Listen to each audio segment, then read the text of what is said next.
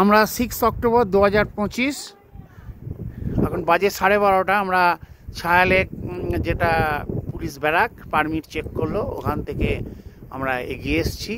এখন 10,540 ফুট উচ্চতায় আছি। আমরা আদি কৈলাস যাচ্ছি ধারচুলা থেকে। এখন বাজে 12:30।